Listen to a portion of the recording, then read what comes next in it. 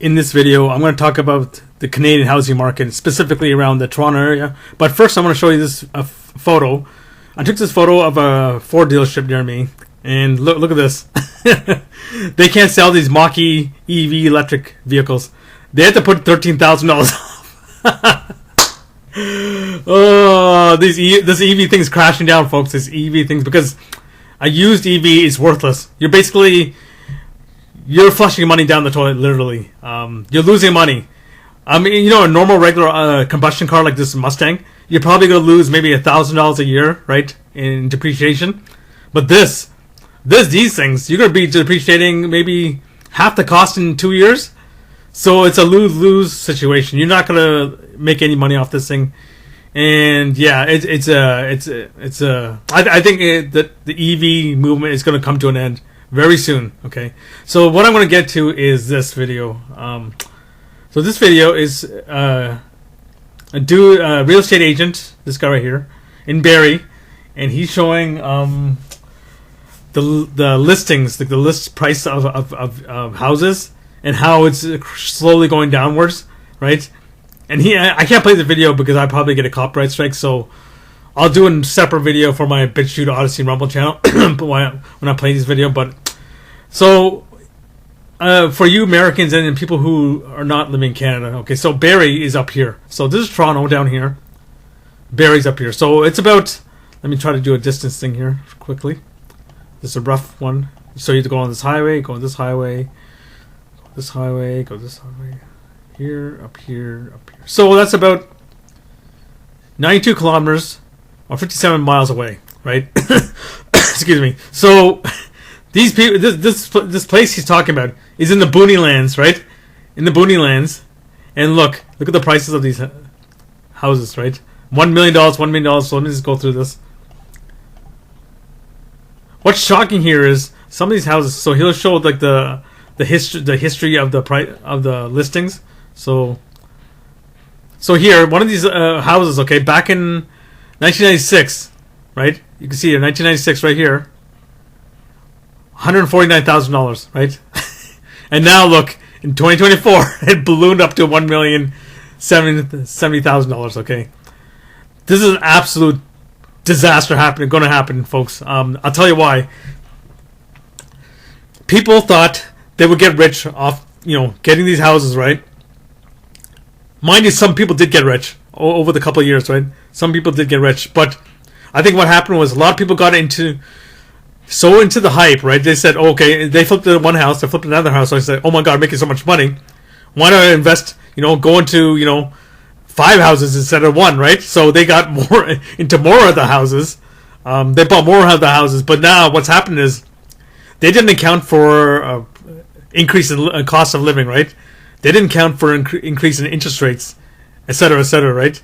So now what's happening is in Canada, right? I think I showed you a video here. Let me bring it here. This video right here I did 2 weeks ago. The empty McDonald's, right? Because the cost of living has gone up so much that even the McDonald's is expensive, right? So people can't afford a McDonald's. Even the cars, right? The car insurance has doubled basically for everybody. Everything's doubled here in Canada for everybody, right? So now what's happened is all these people with these houses, they're in deep trouble. They're going to be selling for either going to be selling for a small loss or a huge loss, or they're going to lose their shirts, basically. The reason why the housing bubble went so far in this country is because they flooded the country with immigrants, right? They flooded with refugees. I've been in Canada since 1980s, right?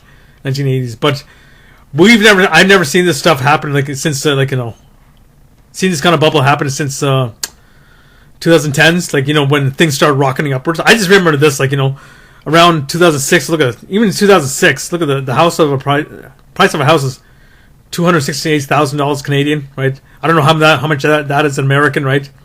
But that's dirt cheap, right? Back in the day. But look what happened. Look, between 2006 to 2023, look at what happened. I think this has to do a lot with speculation and greed, right? People got the houses they're going to start flipping it for like a higher cost, and they did get it. They did get it because a lot of people they like I said, they flooded the country with a lot of immigrants. They got, these immigrants got free money from the government. They got subprime loans from the government through the big banks, right? Like these new immigrant loans, right? They're basically all subprime. Every single one. I think another channel already covered this. It's called Market Mania. I don't know. I'll put up the link. I'll try to find the channel. But he discovered that a lot of these immigrants that came in, they got free money from the government, like probably $3,000 a month, and plus their subprime loans from the banks, right? These new immigrant loans, which are all subprime. So that contributed to this huge, massive bubble. A lot of them, the older Canadians didn't fall for this. Like, they didn't, get into huge, massive loans and, such and such.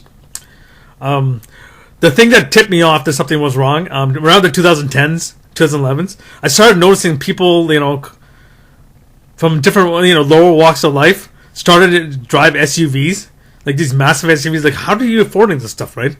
And then I started the highways here in Canada, in Toronto area. You can travel across the city, like with ease, like maybe 30 minutes, 40 minutes. And then around the 2010s, 2015 time, it was completely gridlocked. Like, it was literally completely gridlocked. And I was wondering, where does all these people come from? Did they just like flood the country with people we didn't know about, right? So I think there was a shadow, massive immigration that happened in Canada. The reason why they did that, because they had to inflate the housing bubble after the 2008 financial crash, right? So they decreased loans like crazy. They increased immigration. They gave these immigrants all these free money, right? All these subprime loans, right? And now we're seeing the after effects, right? So now you're seeing the cost of living go up, right? You see the cost of living go up. Look at the McDonald's right here, right? I showed you this before. The McDonald's. Food is expensive. Insurance is expensive. Everything's expensive, right? So now all these people who were, in the housing market, they've been caught off guard, right? They assumed everything would keep going up. They assumed the cost would now go up, right? They assumed that everything would be the same, but now look, right? They're in trouble. I think a lot of these people are in trouble, and it's going to take down. It won't take down the banks. I think what's going to happen is the government is going to bail out the banks, our banks here in Canada, but they're not going to bail out these people, right? They're going to let these people suffer. And what's going to happen is, I think you've seen the Liberals' Road to Tyranny roadmap, right? You're going to get a digital IDs. So what's going to happen is all these people who got caught off guard, right? They're going to be underwater big time. They're going to be suffering. They're going to be going hungry, right? And what's going to happen is the government's going to come in and give you an option. They're going to say you're going to keep your house, right? But we need collateral, so you're going to have to basically sign your life away, and you have to sign up for the digital IDs, right? The digital ID is the end game, right? That's the whole point of the thing. What happened in 2020 to 2022, right? That was the whole point of that whole thing, to get you on the digital IDs, right? And also, when you get on the digital IDs, you're gonna have to take the what every 6 months, right? You know what I'm talking about. The what. So I just want to point this out too. What else was I going to show you? There was something else here.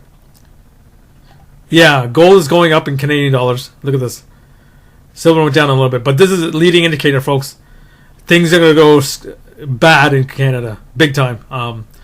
What you've seen in the past couple of years with the prices of everything going up is nothing. Is nothing. I think you're going to see food double again, maybe in triple.